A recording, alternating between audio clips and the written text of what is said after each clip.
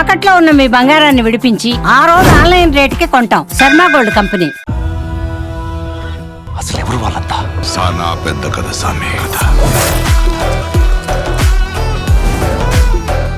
విల్లు అని చెప్పారు. అసలు అది ఎక్కడ స్టార్ట్ అయింది, ఎవరు స్టార్ట్ చేశారు? వివేకానంద రెడ్డి గారి రెండో భార్య షేక్ షమీమ్ అనే గురించి మాట్లాడాలా? పెళ్లి చేసుకున్నారా సార్? ఎస్, 2 times చేసుకున్నాను. ఫైనల్ గా మొన్న మర్డర్ జరిగే టైంలో 1/4 ప్రాపర్టీకి సంబంధించి Yes. బిల్లు ఏదో రాశారు కదా, ఏంటి సార్ అది అసలు? వివేకానంద రెడ్డి ప్రాపర్టీ మొత్తం కూడా నలుగురు పేరు మీద ఉంది. వివేకానంద రెడ్డి గారు, సౌభాగ్యమ్మ గారు, సునీత గారు, నరెడ్డి, రాజశేఖర్ రెడ్డి, నలుగురు పార్ట్నర్స్. వాళ్ళు ఏది ట్రాన్స్ఫర్ చేయాలన్నా ఈ ముగ్గురు వచ్చి సంతకం పెట్టాలి. ఈయన ఒక్కడు ఏం చేయలేదు.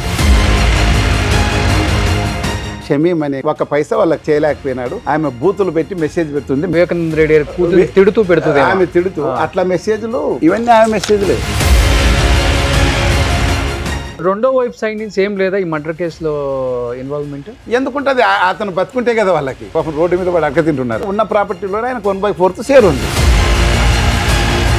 అయిపోయింది సార్. ఇప్పుడు ప్రాపర్టీలు ఉంది. మనిషే లేడు, ప్రాపర్టీలు ఏం చేసుకొని నెత్తికేసి కొట్టుకోనా? ఇప్పుడు ఏ తప్పు చేయకపోతే మరి భాస్కర్ రెడ్డి కానీ అవినేష్ రెడ్డి కానీ ఎందుకు అరెస్ట్ చేశారు? అది ఒక్కటి చెప్పండి. నోటరైజ్డ్ ఏముంటది? ఆయన ఆస్తి ట్రాన్స్ఫర్ చేయలేడు కదా కొడుక్కి. ఆయన ఏం చేస్తాడు? అప్పుడు విల్లు రాస్తాడు. ఇప్పుడు విల్లు కోసం చంపారంటారా? అంతే. ఎవరు చంపించారంటారు విల్లు కోసం? ఆస్తి ఎవరికి మిగులుతుంది? వాళ్ళు చంపించిండొచ్చు అనేది వాళ్ళ ఆరోపణ. కానీ ఇప్పుడు సునీత గారు కోరినట్లుగా జగన్ గారిని, భారతి గారిని విచారణ చేసే అవకాశం ఉందంటారా? అయిపోయింది కదా, లేదని చెప్పారు కదా. కింద కోర్టు ఒప్పుకోలేదు. మరి జగన్మోహన్ రెడ్డి గారు వర్షన్ ఏం చెప్పారు అసలు? చెల్లికైనా అవినాష్ రెడ్డికైనా సిబిఐలో అతన్ని ఎగ్జామే చేయలేదండి. జగన్మోహన్ రెడ్డి ఎగ్జామ్ చేయలే. ఈమెమో జగన్మోహన్ రెడ్డిని ఎగ్జామ్ చేయమంటుంది, భారతిని ఎగ్జామ్ చేయమంటుంది. ఆయన ఏమంటాడు? పార్టీ నాది, నా ఇష్టం కదా డిసిషన్ అంటాడు. ఏముంది అక్కడ? సొంత అమ్మ, సొంత చెల్లెలు జడ్జి చేస్తున్నారు. అదేంటి రాజకీయంగా జడ్జి చేయట్లా? కుటుంబంలో కేవలం ఆస్తి ఆస్తి ఆస్తి.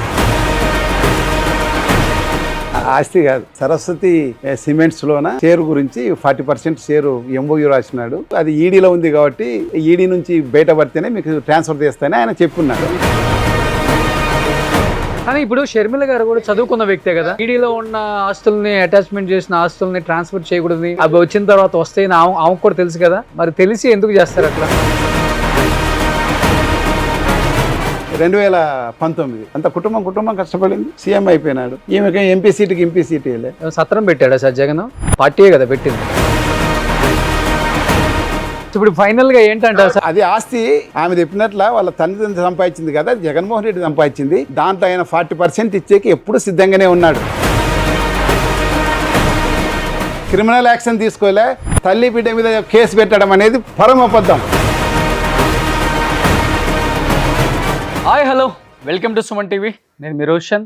So last time Vivekananda Reddy గారి హత్య కేసుని అడిషనల్ ఎస్పీ రాజేశ్వర్ రెడ్డి గారు పార్ట్ 1లో చెప్పిన విధానం కానీ లేకపోతే జరిగిన విధానం మొత్తం కూడా ఆయన ఎక్స్ప్లెయిన్ చేసిన ఆ విశ్లేషణ అంతా చూసి కూడా ప్రతి ఒక్కరు కూడా చాలా పాజిటివ్గా మాట్లాడారు, కొంతమంది నెగిటివ్ కూడా మాట్లాడారు. ఇలాంటి వాటిలో అది కామనే కాబట్టి పార్ట్ 2 అంటే విల్లు రాశారు, అది ఎక్కడ జరిగింది, ఎలా జరిగింది, ఎవరెవరు మధ్యన జరిగింది, 1/4 అని చెప్పారు. అసలు ఏంటి పార్ట్ 2లో తెలుసుకుందాం. ప్రజెంట్ నాతో పాటు ఆయన ఉన్నారు, ఆయనతో మాట్లాడదాం. సార్ నమస్తే. నమస్తే అండి. యాజ్ యూజువల్ గా పార్ట్ 1లో సో మీరు చెప్పిన ఆ వర్షన్ అంతా నేను విన్నాను, తర్వాత నేను కూడా కొంత స్టడీ చేశాను. బట్ పార్ట్ 2 విల్లు అని చెప్పారు. అసలు అది ఎక్కడ స్టార్ట్ అయింది, ఎవరు స్టార్ట్ చేశారు? మనం విల్లు దగ్గర వచ్చి ఆగాము. విల్లు చెప్పాలంటే వెరీ లెంగ్తీ స్టోరీ అది. దాని సర్కమ్స్టెన్సెస్ అన్ని చెప్పాలా కాబట్టి వస్తుంది. దీంట్లో ముఖ్యంగా వివేకానంద రెడ్డి గారి రెండో భార్య షేక్ షమీమ్ అనే గురించి మాట్లాడాలా? చేసుకున్నారా సార్?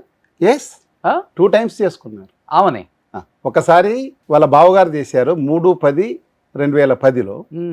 తర్వాత 2013లో మళ్ళీ ఇంకొకసారి పెళ్లి చేసుకున్నారు. ఎందుకంటే వీళ్ళకంతా అరిష్టాలు జరుగుతుండయి, జగన్కు సరిగ్గా మేలు జరగడంలే. భాష అనేది ఆయన అంటే వాళ్ళ బావగారు, షమీమ్ వాళ్ళ బావగారు, మళ్ళీ వస్తా స్టోరీలో ఆయన నికా జరిపించారు కాబట్టి పద్ధతి ప్రకారం చేయలేదేమని మళ్ళీ నియోఫిల్ అని ఒక అతన్ని పిలిపించి చేసుకుంటారు. ఓకే, బల్బనూర్లో తీసుకుంటారు. అది మళ్ళీ స్టోరీ. అంటే ఏ పద్ధతిలో? క్రిస్టియన్ పద్ధతి? ఇస్లాం అండి. ఇస్లాం పద్ధతిలో తీసుకుంటారు. వివేక గారు అవునే షేక్ మహమ్మద్ అక్బర్ అని పేరు మార్చుకొని 3/10/2010 ఇక్కడే మన 2 సర్వీస్ అపార్ట్మెంట్స్ తీసుకొని చేసుకున్నాడు ఆయన. వాళ్ళ కుటుంబం అందరి పెద్దల సమక్షంలో. షేక్ షమీం అనే గురించి చెప్పాలి ఆమె అమ్మాయి. షేక్ షమీం అంటే బలపనూరు అండి, సింహాద్రిపురం మండలం, పులివెందుల తాలూకానే. బలపనూరు అంటే మీకు గుర్తొచ్చింది మన రాజశేఖర రెడ్డి వాళ్ళ పేరెంట్స్ వాళ్ళ ఊరు, అది వాళ్ళ ఊరు, స్వస్థలం అది. బలపనూరు అని అంటారు. ఏడుగురు సంధింటి అని ఆ ఊరు నుంచే వాళ్ళకి ఆ పేరు వచ్చింది. తర్వాత వాళ్ళు పులివెందుల్లో వ్యాపారిత సెటిల్ అయిపోయినారు కాబట్టి వచ్చింది. ఈ బలపనూరులో నేను మొత్తం చెప్తున్నా అండి, అంటే నేను కన్ఫెస్ చేస్తున్నా. మొత్తం నేను ఈ సిబిఐ ఛార్జ్షీట్లు అన్నీ చదివినా, వాళ్ళు రాసిన స్టేట్మెంట్లు అన్నీ చదివినా. ఎందుకంటే ఆ ఏరియా ప్రజలు ఏ విధంగా చెప్తారు, వాళ్ళ ఒక స్టేట్మెంట్ ఇస్తే వాడు నిజం చెప్తున్నాడు అబద్ధం చెప్తున్నాడు అని తెలుస్తుంది. పైగా నాకు 36 సంవత్సరాలు 37 సంవత్సరాలు దీంట్లోనే ఉన్నా నేను. అంటే రకరకాల వ్యక్తులను విచారణ చేస్తూ వాళ్ళు నిజం చెప్తున్నారు అబద్ధం చెప్తున్నారు అని మనకు తెలిస్తేనే తెలుస్తుంది. అవునవును, ఆ ఎక్స్పీరియన్స్. కానీ ఆమె స్టేట్మెంట్ చదివానండి.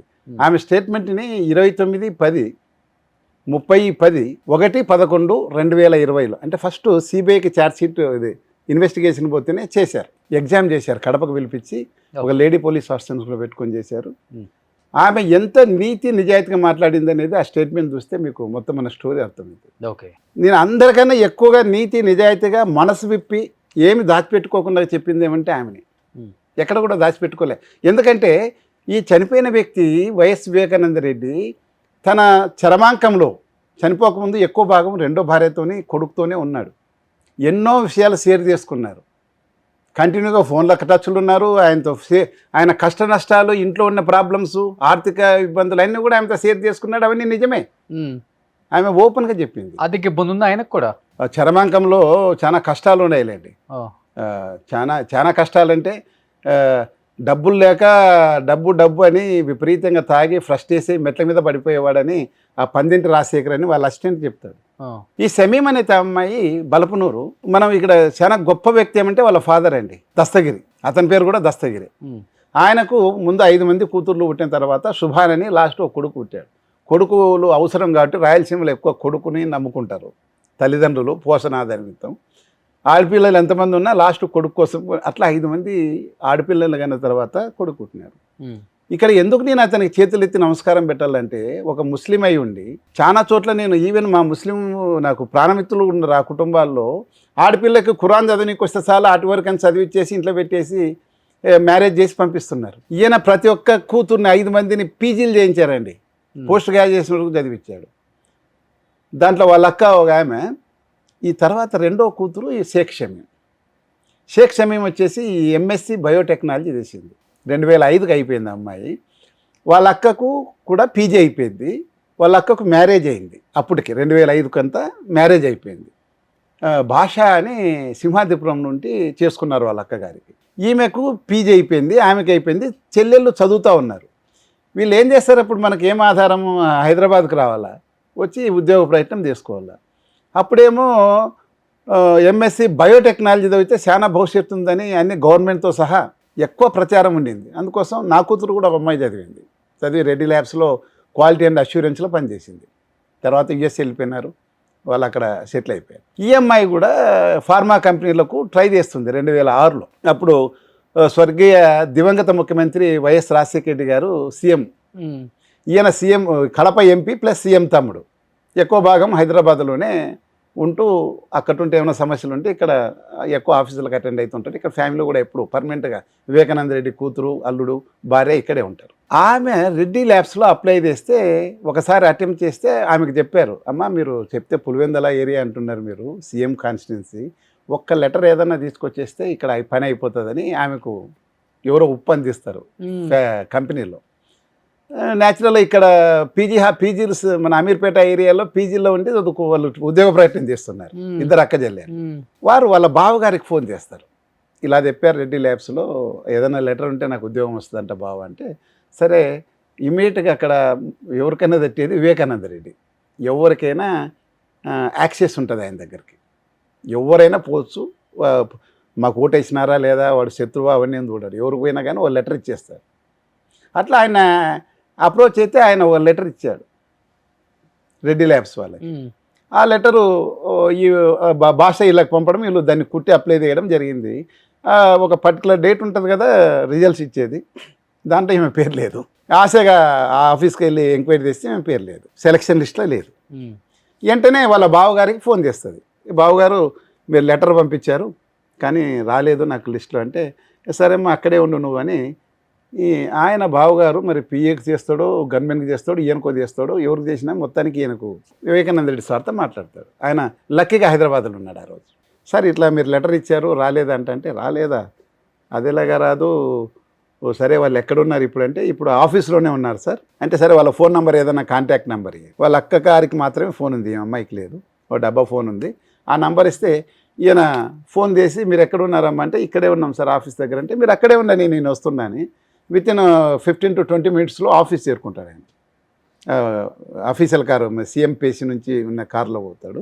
ఒక గిన్మెన్లు దిగేసి నేరుగా దిగి ఇట్లా చుట్టూ చూస్తే ఈ అమ్మాయిలు ఇద్దరు ముస్లిం అమ్మాయిస్ కదా, అందరూ ఉత్సాహంగా ఈయన కోసం ఎదురు చూస్తున్నారు. గుర్తుపట్టేస్తాడు హావభావాలు.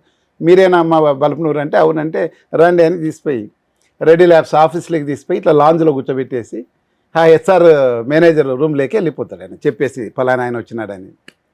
లోపలికి పోయినాక వీళ్ళకు కాఫీలు టీలు ఇచ్చేస్తారు బయట. ఒక 15 minutes తర్వాత లోపలికి పిలుస్తారు ఈ అమ్మాయిని. పిలిచి ఆడ మేనేజర్ ఎవరో హెచ్ఆర్ మేనేజర్ ఆమెకు అపాయింట్మెంట్ ఆర్డర్ చేతికి ఇచ్చేస్తారు. ఈమె సంభ్రమాచ్యాలకు గురైపోతుంది. ఏమి సీఎం తమ్ముడు వివేకానంద రెడ్డి అంటే వెరీ టాల్ పర్సనాలిటీ అక్కడ. మా కోసం వెరీ చిన్నవాళ్ళం కదా మేము, ఊర్లో 18 acres 20 acres ల్యాండ్ ఉంటుంది వాళ్ళకి. మేము చాలా చిన్నవాళ్ళము, పెద్ద పొలిటికల్ కూడా ఏమీ లేము వాళ్ళకి. అయినా మా కోసం వచ్చి దగ్గరకు వచ్చి అపాయింట్మెంట్ లెటర్ ఇప్పడం అంటే చిన్న విషయం కాదు కదా. అక్కడ పడిపోయింది ఆమెకి ఎగ్జైట్ అయిపోతుంది. ఆమె ఎగ్జైట్ అయిపోయి అది తీసుకొని బయటకు వచ్చినాక కారు దగ్గర వస్తాడు. ఈయనకు వివేకానంద రెడ్డి సార్కు ఏం అలవాటు అంటే విపరీతమైన టీ తాగుతాడు. టీ తాగితేనే విపరీతంగా సిగరెట్ తాగుతాడు. అక్కడ టీ తాగేటప్పుడు అక్కడ మర్యాద కాదు కదా, వాళ్ళ ఏసీ రూమ్లో తాగి బయటకు వస్తేనే కారు దగ్గర నిలబడి ముందు సిగరెట్ ముట్టిస్తాడు. అది ఎప్పుడైనా అలవాటు, అది నాకు కూడా అనుభవమే. ఈ అమ్మాయి వెరీ ప్రోయాక్టివ్ అమ్మాయి, మనం చెప్పే సెమీము ప్రోయాక్టివ్. తెలుగులో కవితలు కూడా రాస్తుంది అమ్మాయి. మంచి వెరీ బ్రిలియంటు, మొదటి క్లాస్ ఫస్ట్ ఇట్లా ఉంది అమ్మాయి చదువు అంతా. ఆ అమ్మాయి ఉండి నవ్వుకుంటా ఇంకా సార్ మీరు పబ్లిక్ రిప్రజెంటేటివ్ కదా, పబ్లిక్ ప్లేస్లో స్మోకింగ్ చేయొచ్చా సార్ అని నవ్వుకుంటానే అడుగుతుంది. ఈయన కూడా దాన్ని వెరీ స్పోర్టివ్ తీసుకొని నవ్వుకుంటా సరే దాన్ని కింద పడేసి కాలుతో తోసేసి సరేమా వస్తాను అని వెళ్ళిపోతాడు. వెళ్ళిపోయిన తర్వాత ఈమె ఏం చేస్తుంటే వాళ్ళక్క ఏడుస్తుంది రాత్రి, నీకేం ఉద్యోగం వచ్చింది నాకు ఇంకా రాలేదు అది అని అంటే, ఆమె వెరీ ఎమోషనల్ లేడీ. సరే నీకు ఉద్యోగం వచ్చే వరకు నేను జాయిన్ అని దాంట్లోకి జాయిన్ కాదు, వాళ్ళు ఏదో నెల టైం ఇస్తే కూడా జాయిన్ కాదు. నువ్వు జాయిన్ అయినావా లేదా అని ఓసారి 2 మాటలు వివేకానంద రెడ్డి ఫోన్ చేస్తాడు ఈమెకి. ఫోన్ చేసి ఆ ఫోన్ పరిచయం అలా అలా అలా అలా పెరుకుంటూ పోతుంది. సో 2-3 ఏళ్ళు కలిసిన తర్వాత ఓసారి ఆయన సీరియస్గా సిక్ అవుతాడు.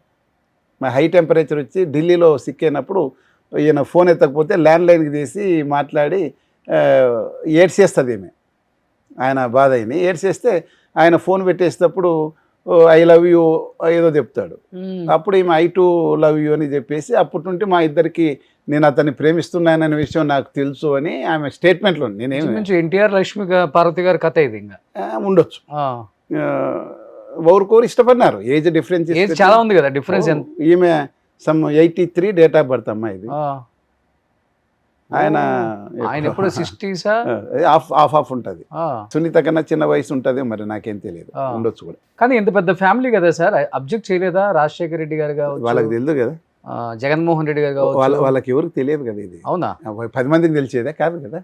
నాకు ఏ సందర్భమో తెలియదు కానీ నాకు అర్థం ఏమైందంటే, మామూలుగా ఇదేం సినిమా కాదు కదా, లవ్ గివ్ ఇదంతా మన స్టోరీ కాదు కదా.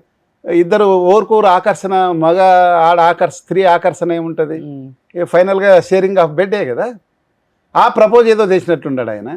ఆమె చెప్తుంది ఐఎమ్ వెరీ పయస్ లేడీ, నాకు నియమాలు ఉన్నాయి, నేను నా భర్తతో తప్ప ఇంకోటితో నా ఒళ్ళు అప్పగించలేను అన్నట్ల మాట. నిజంగా పయాసం ఉంది అమ్మాయి ఇప్పటికెంత అప్పుడు కూడా. అంటే ఈయన ఎంత ప్రేమించాడో ఆమె నాకు తెలియదు కానీ ఈయన ఆమెను మ్యారేజ్ చేసుకునేకి సిద్ధమైతే అప్పటికి రాజశేఖర్ గారు చనిపోయారు ఆ టయానికి. 2009లో చనిపోయాడు. జగన్ వీళ్ళతో విభేదించి ఈయన సొంతంగా పాదయాత్ర చేయడము అంత గందరగోళం నడుస్తుంది కాంగ్రెస్ పార్టీకి, జగన్మోహన్ రెడ్డి గారికి. ఈ ఓదార్పు యాత్ర చేయడం ఇవన్నీ నడుస్తూ ఉన్నాయి. ఆ టైంలో ఈయన ప్రపోజ్ చేస్తే ఆమె చెప్తుంది, అయ్యో నువ్వు బలం ఉన్నావు, నువ్వు ఓరుకోరు మనం చాలా ఇష్టపడుతున్నావు, అంత ఓకే, నువ్వంటే నాకు చాలా ఇష్టం, నేనంటే కూడా నువ్వు చాలా ఇష్టం, కానీ నీకు ఒక భార్య పిల్లలు అంత ఉన్నారు. సౌభాగ్యం అనేది ఆమె కూడా నా తోటి స్త్రీ, చాలా పెద్ద ఆమె, నేను ఆమెను ఎలా మోసం చేస్తాను, పేగ మీద చాలా పెద్ద కుటుంబం, మాదేదో చిన్న కుటుంబము పేగ అని మాట్లాడుతుంది. ఈయన ఏం చెప్తాడంటే దానికి దీంట్లో ఉండేదే చెప్తున్నా. ఆయన ఏం చెప్తాడంటే కరెక్టే, నాకు భార్య ఉంది కానీ ఆమెకు ఆస్తమా, క్రానిక్ ఆస్తమా పేషెంటు, మాకు చాలా ఏళ్ళ నుంచి అంటే కూతురు పుట్టిన తర్వాత మాకు శారీరక సంబంధం లేదు, మేము వైవాహిక జీవితం నాకు లేదు, నువ్వు నన్ను తీసుకోవడంలో ఏం అన్యాయం లేదు అని చెప్తాడు. చెప్పి ఆమెను కన్విన్స్ చేస్తాడు. అందులో ఆమె ఇంకో విషయానికి కూడా ఆమె ఇంప్రెస్ అవుతుంది. మరి భార్య అంత సిక్కుండి ఏళ్ళ తరబడి శారీరక సుఖం లేకుంటే కూడా భార్యను ఎంత ప్రేమగా చూస్తున్నాడు ఆయన.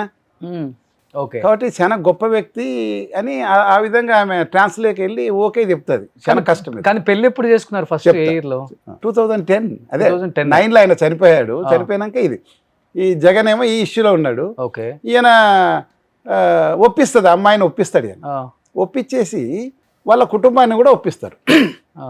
ఎవరు షేక్ షమీం వాళ్ళ పేరెంట్స్, నా కుటుంబం నేను మా ఇష్టం లేనిది ఏం చేయను అని.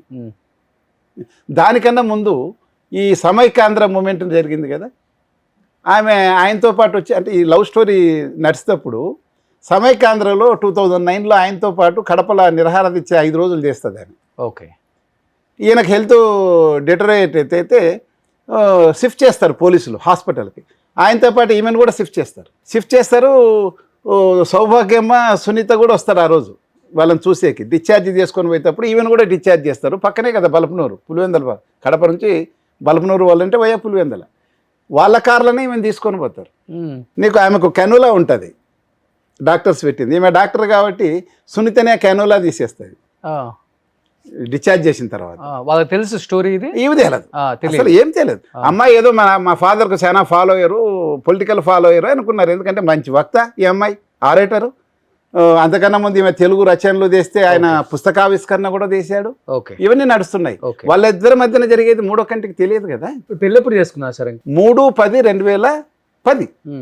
ఆ రోజుకి అందరిని ఒప్పించేసి వెంకటాద్రి ఎక్స్ప్రెస్లో ముద్దనూరు నుంచి తెప్పించి 2 కార్లు రైల్వే స్టేషన్ పంపించి 2 సర్వీస్ అపార్ట్మెంట్స్ పక్కన తీసుకొని ఆ రోజు అక్కడ మ్యారేజ్ చేసుకుంటాడు. 3/10/2010. ఓకే, ఆయన ఒక రిజిస్టర్డ్ కాజీస్ ఉంటారు కదా, ప్రొఫెషనల్స్ రిజిస్టర్ చేస్తారు మ్యారేజ్ వాళ్ళు ఇస్లాం పద్ధతి ప్రకారం. అతన్ని పిలిపించి మనం పెళ్లి చేసుకున్నామని వివేకానంద రెడ్డి ప్రపోజ్ చేస్తాడు. దానికి అమ్మాయి అయ్యో ఇప్పుడు జగన్మోహన్ రెడ్డి చాలా కష్టాలు ఉంటారు, చాలా అభిమానం జగన్ అంటే కానీ వాళ్ళ కుటుంబం అంటే అమ్మాయికి. ఇప్పుడు చాలా క్రైసిస్లు ఉన్నాడు ఆయన. ఇది కానీ కాజీ ఎవడైనా రిజిస్టర్ కాజీ మనం పెళ్లి చేస్తే బయటకు పోయి చెప్పుకుంటాడు కదా, వివేకానంద రెడ్డి పెళ్లి చేసినోడు ఊరుకుంటాడా? చెప్పుకుంటాడు. అంత పెద్ద ఇష్యూ అవుతుంది, వద్దు, మా బావకు తెలుసు కాజీ ఉద్యోగం సింహాద్రిపురంలో చేస్తుంటాడు ఆయన పెళ్లిళ్ళు, ఆయన చేస్తాడు అంటే ఆయన పర్ఫామ్ చేస్తాడు వాళ్ళ పెళ్లి. షేక్ మహమ్మద్ అక్బర్ అని పేరు మార్చుకొని పెళ్లి చేసుకుంటాడు ఆయన. చేసుకొని 3 రాత్రులు అక్కడ అయిన తర్వాత వాళ్ళు ఊరికి వచ్చేస్తారు. ఆ ఫస్ట్ రోజు ఆమె మొదటి రాత్రి చెప్తుంది, నాకు జాతకాలు చెప్పేవాళ్ళు చెప్పారండి, నన్ను చేసుకునేవాడు చాలా గొప్పవాడు అవుతాడని ఉంది నా జాతకంలో. సాయిబు ముస్లిమ్స్ అయినా వాళ్ళు ఇప్పుడు కూడా సద్గురుని ఫాలో అవుతారు, జగ్గి గారిని వాళ్ళని ఇప్పుడు కూడా సీరియస్గా ఫాలో అవుతారు. ఆమె జాతకాలు చెప్పినాడు, నాకు చాలా గొప్పోడు అవుతాడు అంటే, నువ్వు చాలా గొప్పోడు కదా, నిజమైంది అంటే ఆయన నవ్వి వదిలేసిపోయినాక కరెక్ట్గా 2 months 3 months అప్పుడు ఎమ్మెల్సీ ఆయన కిరణ్ కుమార్ రెడ్డి గవర్నమెంట్లోనే ఆయన అగ్రికల్చర్ మినిస్టర్ చేస్తారు. అప్పుడు ఆ రోజు వచ్చేసి చెప్తాడు, నిజమే పాప అంటాడు ఆమె. నిజమే పాప నువ్వు చెప్పింది, నేను అగ్రికల్చర్ మినిస్టర్ అయిపోయాను. మామూలుగా ఇంతకుముందు ఎప్పుడు ఎంపీ ఎమ్మెల్యేగా ఉంటుంటే కానీ మా అన్న ఉన్నారు, ఎప్పుడు ఈయనకు అవకాశం లేదు, మినిస్టర్ అయ్యే అవకాశం ఎప్పుడు లేదు. అదేలే వాళ్ళ అన్న కొడుకుని వదిలిపెట్టి బయటకు వచ్చేస్తే ప్రామిస్ చేసింది కాబట్టి చేశారు. నిజంగానే నీ జాతకం చాలా గొప్పది అని చెప్తాడు. చెప్పేసి ఈ పులివెందలలో వాళ్ళ బావగారు ఉన్నారు కదా సింహాద్రిపురంలో, అక్క భర్త, ఆయన్ని పులివెందల క్యాంప్ ఆఫీసు పిఏగా పెట్టుకుంటాడు గవర్నమెంట్ జీతంతో. పెట్టుకొని ఆయన్ని పులివెందల కాపురం పెట్టించి ఈ షమీమ్ని కూడా వాళ్ళ ఇంట్లో పెట్టేస్తాడు. పెట్టి అక్కడ పోయి ఈయన రోజు కాపురం చేస్తూ ఉంటాడు. కానీ ఇది దాగదు కదా, గన్ మ్యాన్లు ఉంటారు, డ్రైవర్లు ఉంటారు. అది అటు ఇటు వచ్చేసి శివప్రకాష్ రెడ్డి అని పెద్ద బామారిది, ఆయన కూడా నాకు బెస్ట్ ఫ్రెండే, నరేటి శివప్రకాష్ రెడ్డి అని. ఆయన చెవులేస్తారు. ఆయనకు ఈయన వ్యవహారాలన్నీ తెలిసింటాయి. అప్పుడేమి అబ్జెక్షన్ రాలేదు వాళ్ళకి, కుటుంబ సభ్యులకి. పెళ్లి చేసుకున్నారంటేనే ప్రాబ్లం వస్తుంది కదా సార్, మరి ఎన్నో లీగల్ ప్రాబ్లమ్స్ వస్తాయి, వస్తాయి కదా, ఎన్నో లీగల్ ప్రాబ్లమ్స్ వస్తాయి. పెద్ద ఫ్యామిలీ, రెస్పెక్ట్, హానర్ పోతుంది తెలిస్తే. ప్రాపర్టీ ఇష్యూస్ వస్తాయి, వాడు ఎవరైనా కొడుకో కూతురు పుడితే లీగల్ హెయిర్ ఇష్యూస్ వస్తాయి, ఇవన్నీ వస్తాయి. వచ్చేసి వాడిని పోయి బెదిరిస్తాడు. వాళ్ళ బావని ఏమని లేడు కదా, ఎందుకంటే వాళ్ళ బావ వల్లనే వాళ్ళంత పెద్దగా అయినారు. ఇప్పుడు 100 కోట్ల కాంట్రాక్ట్స్ చేసే పెద్ద కాంట్రాక్టర్ అయినా వాళ్ళ బావ చలవలనే అయినాడు. వాళ్ళ బావని ఏమని లేక ఆ బాధతో, అంటే నేను శివప్రకాష్ రెడ్డి ప్లేస్లో నేనున్నా అట్లే చేస్తుంటే, నేనేం ఆయన విమర్శించాను. ఆయన చనిపోయిన తర్వాత ఇది ఎక్కువ ఇవన్నీ బయటకు వచ్చింది. శివప్రకాష్ రెడ్డి ప్లేస్లో నేనుంటే కూడా అదే చేస్తుంటేనేమో. నేను విమర్శించడం లేదు, ఆయన తప్పని. ఆయన భాషను పోయి బెదిరిస్తాడు. మా బావకు పెళ్లి చేసి తోడైతే అని కొన్ని బూతు పదాలు వేసి, మీరు కానీ నువ్వు పులివెందలు వదిలి సింహాద్రిపురం పోతే నేను అంత చూస్తా సంపుతా ఎట్లేదో బెదిరిస్తాడు. అది ఒకసారి 2 మాటలు అయిన తర్వాత 3వ తూరి ఆయన భాష అంటాడు, సార్ క్షమించండి నన్ను రెడ్డి గారు, నేను మీ బావని మా ఇంటికి తీసుకోవడంలే, నేను రమ్మని చెప్పడంలే, మీ బావకి నేను పెళ్లి చేస్తానని చెప్పడంలే. వాళ్ళిద్దరు ఇష్టపడినారు, వాళ్ళు రిక్వెస్ట్ చేస్తేనే పెళ్లి చేశాను. ఆయన రిక్వెస్ట్ చేస్తేనే ఆయన 2వ భార్యని మా ఇంట్లో పెట్టుకున్నాను. ఆయనను రాకుండా మీరు చూసుకోండి మా ఇంటికి, నన్ను ఎందుకు అంటున్నాం, మీ భావన కంట్రోల్లో పెట్టుకొని మాట్లాడినాడు. మాట్లాడితే వాడేమి అని కొంచెం వివేకానంద రెడ్డిని కూడా కొన్ని బూతులు, ఆ కొడుకు ఈ కొడుకు వానికత్త కూడా చూస్తే, ఇది ఆవేశంలో వాడు అట్లంటేనే మామూలుగా ఇట్లా ఎదురు సమాధానం వస్తామని ఆలోచన చేయలేదు. ఈయన కూడా ఆవేశంగా ఏదో మాట్లాడేసి వచ్చేస్తాడు. వాళ్ళ బావ ఈమెకి షమీమికి చెప్తాడు, ఇవన్నీ ఉన్నాయి జరుగుతూ ఉండేది చెప్తాడు. ఆ రోజు రాత్రి ఆమె చాలా భారమైన ఒక డైలాగ్ చెప్తుంది, ఏమండి మీ వయసు నా వయసు చాలా డిఫరెన్స్, మీ కుటుంబము మా కుటుంబము చాలా డిఫరెన్స్, నీకు పెళ్ళై పిల్లలై ఉన్నారు, ఇదంతా మిమ్మల్ని నేను పెళ్లి చేసుకుంటే నాకు ఎన్ని కష్టాలు వస్తాయో, మీ ఫ్యామిలీ నుంచి ఎంత రెసిస్టెన్స్ వస్తుందో నేను ముందే ఊహించాను, నీతో నేను పెళ్లి ఒప్పుకునే ఉందా ముందే. అది నేను ఒప్పుకుంది నేను ఒకడే, నేను ఒక్కదాన్ని ఒప్పుకున్నాను, మీరు నేను కలిసి మా ఫ్యామిలీని ఒప్పించాం. కానీ ఆ బాధ లేదో నేను పడాలా తెలిసి చేసుకున్నా. ఇవన్నీ రెసిస్టెన్స్ వస్తుంది, ఇబ్బందులు వస్తాయని తెలిసి కూడా నేను మిమ్మల్ని పెళ్లి చేసుకున్నా కాబట్టి ఆ బాధ నేను ఒక్కడే పడాలా. కానీ మా కుటుంబం బాధపడుతుంది అంటే ఏమంటే, ఇట్లా మీ బామార్ది వచ్చి ఈ విధంగా తిట్టేసిపోయినాడు, ఇట్లా బెదిరిస్తున్నా అంటే వాని కథ చూస్తాలేని పొద్దున్నే పోయి ఇద్దరు గొడవ పడతారు. ఆ గొడవడింది మాకు తెలుసు, కానీ ఆ కాలంలో ఏదో సట్లు పట్టుకొని ఇప్పుడు ఫైనల్ గా మొన్న మర్డర్ జరిగే టైంలో 1/4 ప్రాపర్టీకి సంబంధించి బిల్ ఏదో రాశారు కదా, డైరెక్ట్ పాయింట్ కి వచ్చేస్తాను. వస్తున్నా ఏంటి సార్ అదే, జస్ట్ వచ్చేస్తున్నా దగ్గర. ఇలా ఉన్నాగా తర్వాత ఆయనకు ఉద్యోగం పోతుంది, అంటే వెళ్ళిపోతుంది. తర్వాత ఆమెని కడప నుంచి హైదరాబాద్లో అక్కడ ఇక్కడ పెట్టిన తర్వాత ఆమెకు 28/8/2015లో ఒక కొడుకు పుడతాడు. హైదరాబాద్లో రైన్బో హాస్పిటల్లో కుకుట్పల్లి ఏరియాలో పుడతాడు. వానికి షేక్ సెహన్సా అని పేరు పెడతాడు, షేక్ అస్లాం సెహన్సా. పుట్టినారు, అక్కడ పవర్ లేదు వీళ్ళకి 2015లో. తర్వాత కడపకు వచ్చేస్తారు 17లో. ఆయన ఎమ్మెల్సీగా ఓడిపోతాడు. పిల్లోడు 15 నుంచి ఇంక సంవత్సరం పెరుగుతున్నాడు కదా. ఆమె నాకు మొత్తం నాకే కాదు, నా కొడుకు ఏం చేస్తావు ఇప్పుడు, నువ్వు ఒక పైసా కూడా ప్రాపర్టీ ఇతను చేసేకి లేదు.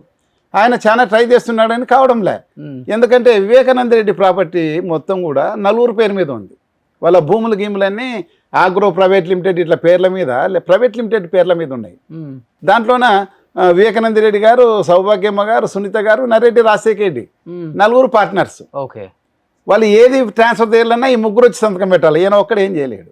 తర్వాత ఆయన ఈ క్రమంలోనే ఏదో చేద్దామని ఒక పంచాయతీ ఆయన దగ్గరకు వస్తే 4 acres వెరైటీస్ అని మన వేంపల్లి పులివెందల ఏరియాలో దొరుకుతుంది. White varieties, world class varieties.